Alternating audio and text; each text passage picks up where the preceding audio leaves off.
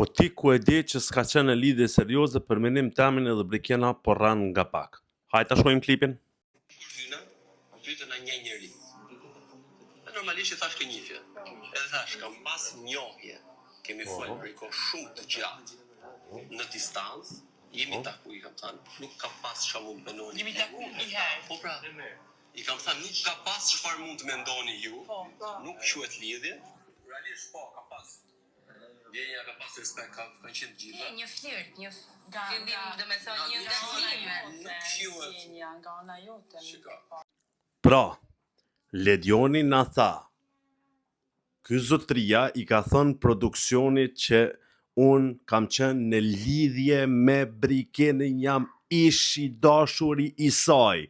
Ky zotria po thot, jo, si kum thënë ashtu, kemi qenë një njohje,